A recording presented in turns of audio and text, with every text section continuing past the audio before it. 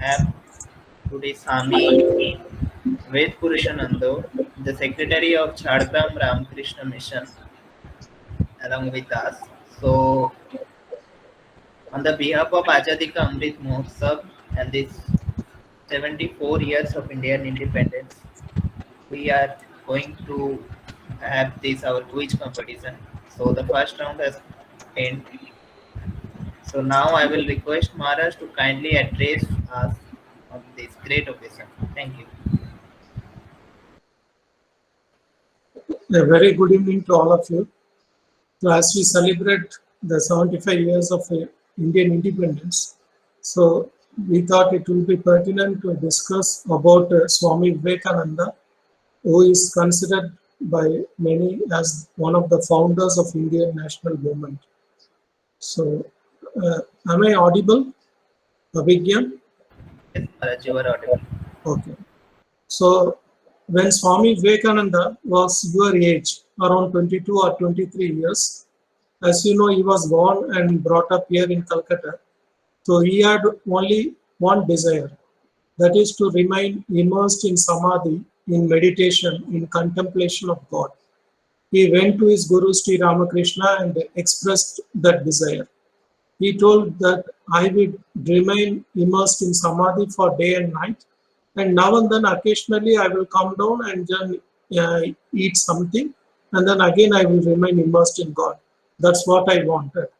But Sri Ramakrishna looked at him and told, what a mean-minded fellow you are. I thought you are a great personality, that you will be like a great banyan tree that will give shelter to thousands of people. And you have come to this world for a great work. You have a great work to do. How can you harbor such simple or very mean desire like remaining immersed in God? Swamiji was very shocked, because for any spiritual aspirant, to remain immersed in God in samadhi is the apex of spiritual sadhana. And to be chastised by his guru that such a desire is, it doesn't befit him for a person of the stature of Swamiji, it was very shocking. But then slowly, Sri Ramakrishna trained him and convinced him that he has a great job to fulfill in this world. He is not just like any other spiritual aspirant who will be preoccupied with his own liberation, but he has to work for this India, and he has some message to give for the world also. So that was an eye-opener to Narendranath Datta. And after Sri Ramakrishna's passing away, with that message of his master, Swami Vivekananda spent 7 years as a penniless monk wandering through the length and breadth of India. Sometimes he used to stay with the kings, sometimes he will be sleeping on the streets. He mixed intimately with the people of all states of this nation, and he gained a first-hand experience of both the strengths and the weaknesses of India. And it was with this experience, and he had a great desire to do something for the welfare of this motherland. With that great desire, he went, as you all know, to Kanyakumari. And when he reached that last point of our motherland, he had a desire to sit and meditate on a stone. And he meditated for 3 days, not on any god, but on the condition of India and the future of India, what need to be done. And after his 3-day meditation, he said that his plan became very clear to him. And just by God's grace, so many things fell in place, and he was sent as a representative of India to the West. And most of you know what happened in Chicago, World Parliament of Religion in 1893. But why Swamiji went to America? It was not for his personal name and fame. He did not went to America to preach the message of his master, but he went to America, as he expressly told, and to collect money for the Indian work. He thought, I will preach Vedanta to the Western people, and in return, I will collect money from them and I will come to India. I will start colleges, I will start industries, I will work for the rejuvenation of the motherland. And that was the feeling with which he went to India. So, the extent of Swamiji's depth of feeling for his motherland can be we can gauge it from one of his letters he wrote from America during that time. And in that, just I quote it, he says, feel for the miserable and look up for help. It shall come. I have traveled 12 years with this load in my heart and this idea in my head. I have gone from door to door to the so-called rich and the great. With a bleeding heart, I have crossed half the world to this strange land, seeking for help. The Lord is great, I know He will help me. I may perish of cold and hunger in this land, but I bequeath to you, young men, this sympathy, this struggle for the poor, for the ignorant, and the oppressed. So it is for these people, the poor, the ignorant, and the oppressed, Swamiji wanted every Indian to feel and do something. In fact, on the day in which he became the celebrity after the inaugural address at the Parliament of Religion, Swamiji was housed in one of the wealthiest persons of America. But that day he could not sleep in the night, and he was given a very luxurious room. But he just the bed of cushions. His biographer tells the bed of cushions seemed to be like a bed of thorns. The pillow was wet with his tears. At length, overcome with emotion, he fell to the floor, crying out, "O mother, what do I care for name and fame, when my motherland remains sunk in utmost poverty? To what a sad pass have we poor Indians come, when millions of us die for a want of handful of rice. And here in the West, they spend millions of rupees upon the personal comforts. Who will raise the masses in India? Who will give them bread? Show me, mother, how I can help them." So why I'm telling this, reading out these passages is, this is what real Vivekananda is. So we see Swamiji in different garbs. Some may see him as intellectual, as a savant, or a patriot, but at the heart of his, the real Vivekananda is one who felt immensely for the masses of this country. He felt that why that India was in slavery and why all the troubles of India was mainly due to the neglect of the masses and the neglect of women. It is for those two mistakes India has to suffer a lot in its history. And we all know what's Swamiji's impact of his address at Chicago. Rishi Aurobindo remarked later that Swamiji's going to the West was the visible sign that India was awake again, not only to survive but also to conquer.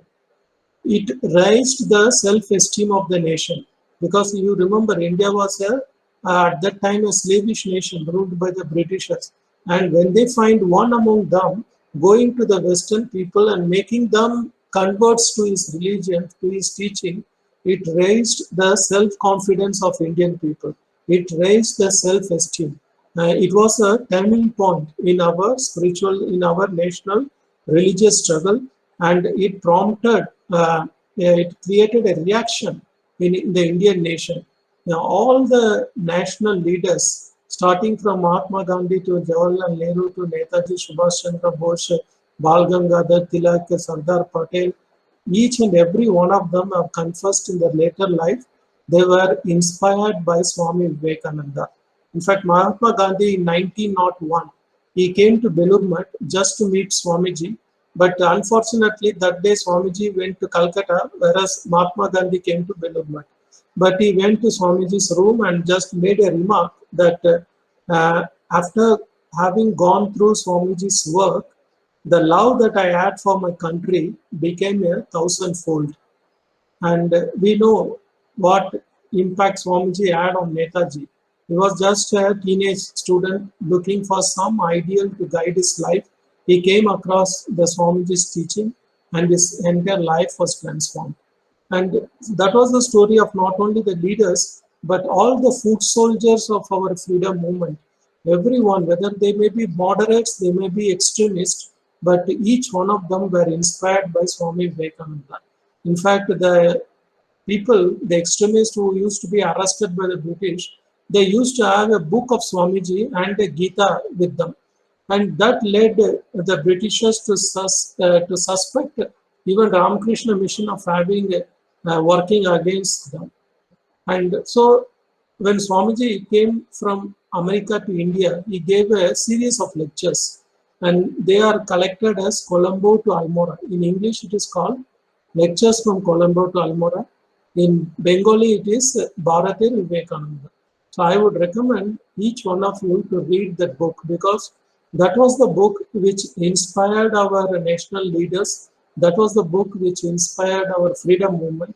And even today, when we read, and we will get inspiration from that book. So, and that is one thing which I wanted to convey. And then Swamiji made some predictions regarding India, which I wanted to share with you. He was a rishi. He told, see, I am not, it is not my mere wish. It is not that I dream, but I actually see. What he actually saw, he saw the rise of India.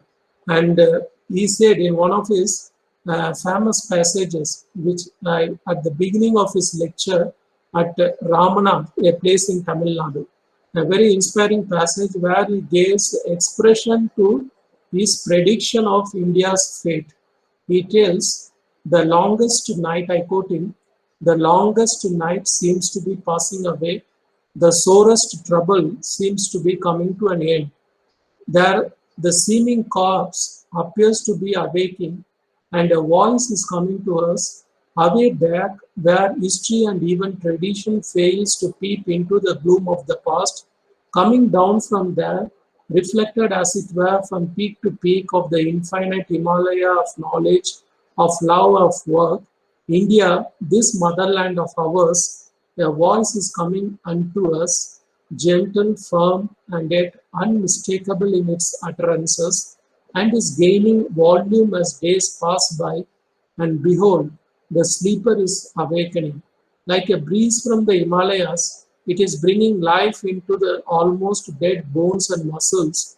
The lethargy is passing away.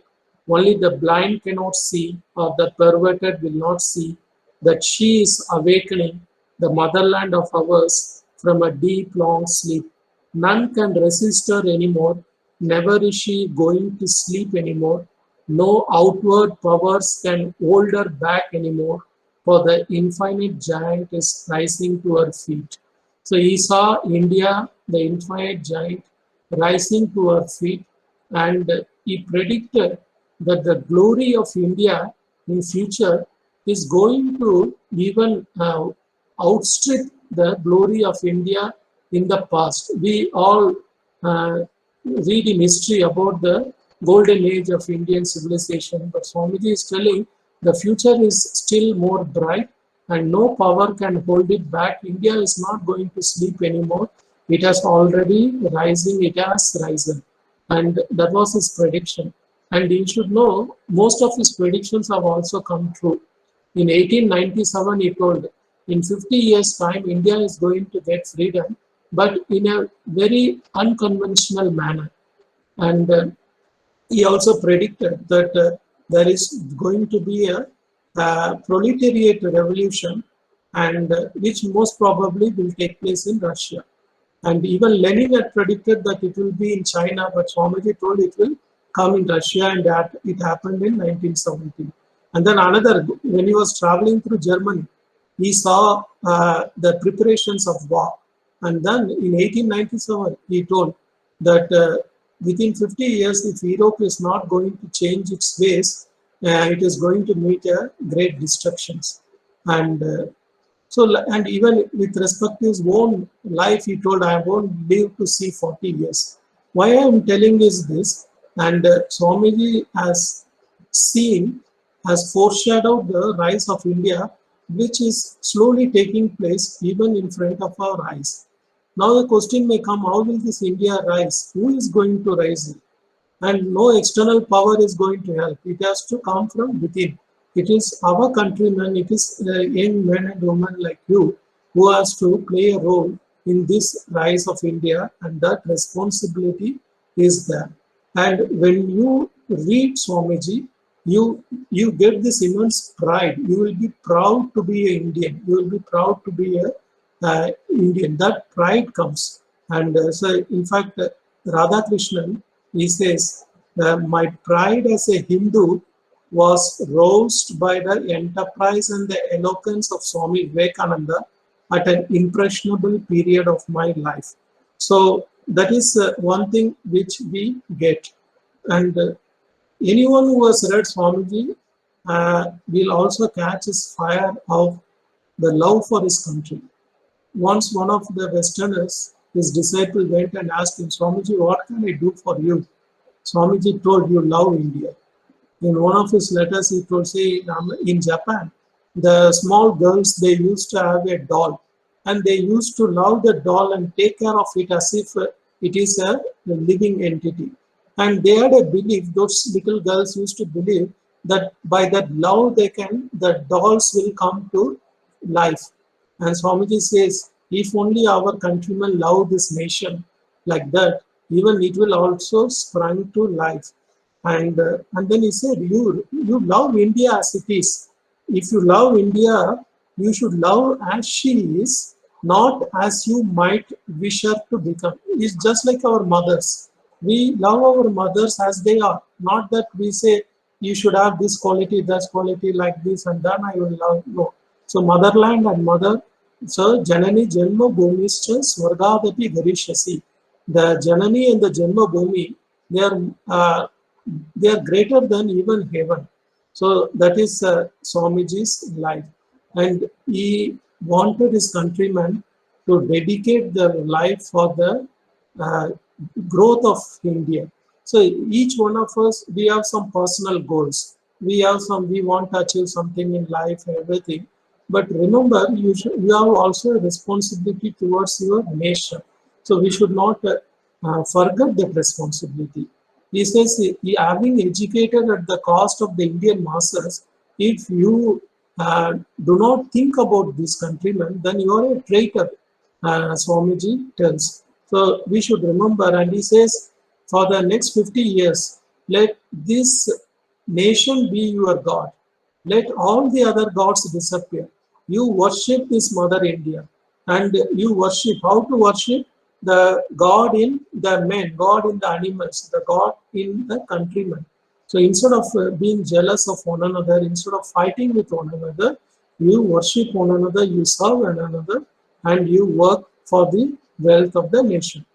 And if you want to do something for the country, the first thing is you have to have something to give. So Swamiji gave a very concise motto. He says, be and make. First, you develop yourself and you help the development of others. You build yourself and you help build others. So be and make, he says, let this be your motto.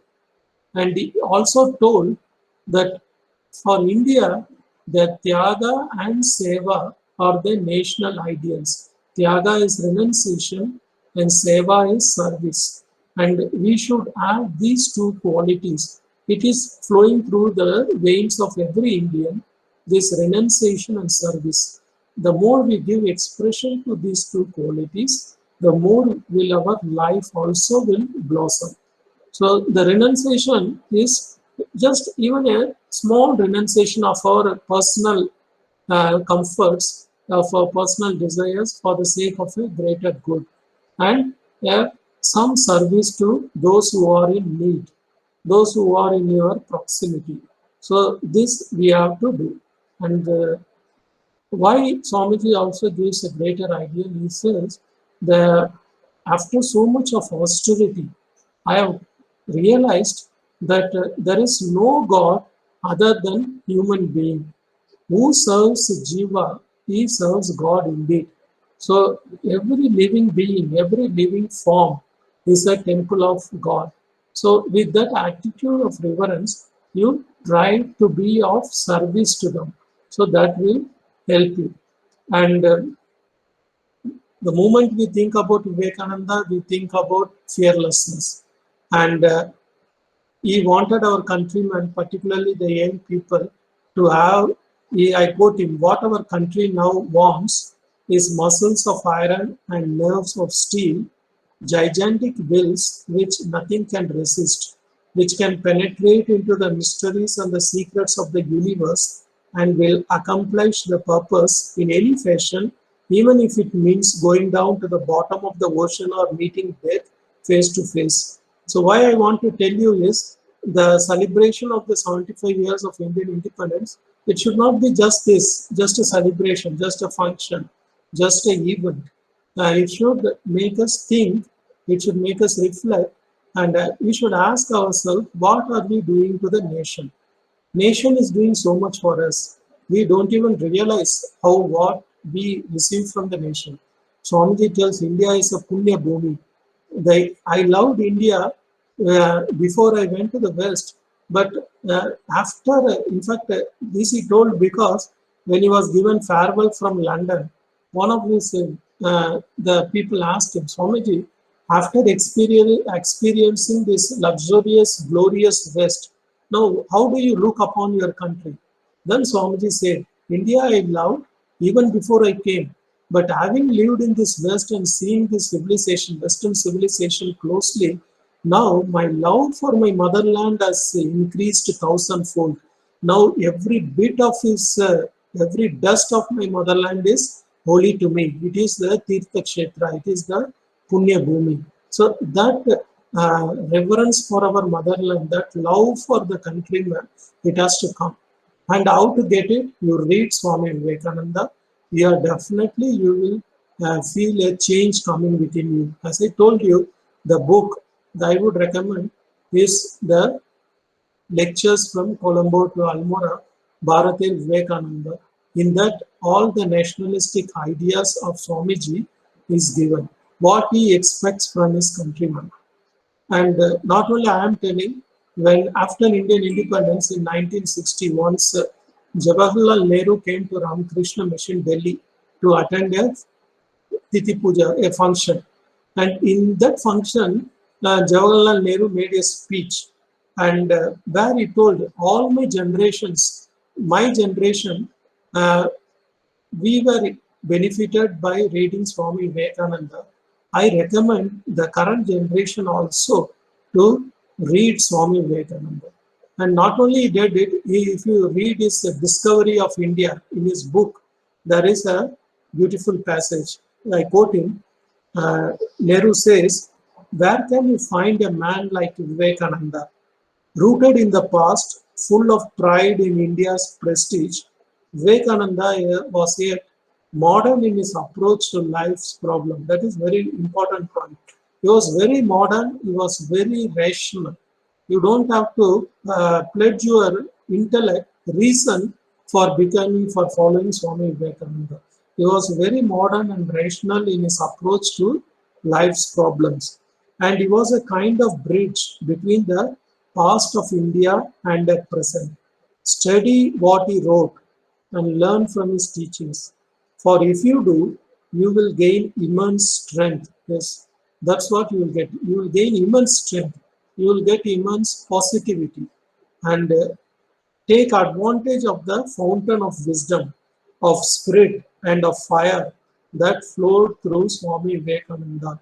You can still, when you read Swamiji, you can still be in touch with that fountain of strength, of spirit, of life, of fire. Because Swamiji has not died, he has not passed away. He himself told, this body has become a nuisance. I have thrown it away just like an used garment. But I will not cease to work. I will continue to work. I will continue to inspire people till they realize their oneness with the divinity. The Swamiji is very much present. He is very much an inspiring figure. There are so many examples of that in even in current nation, people inspired by Swami Vivekananda. So on this day, I would end my small talk with once again a fervent appeal to read Swami Vivekananda if you really want to understand what India is and what you can do for the motherland. I wish you all the best for your future life. May God bless all of you. Thank you.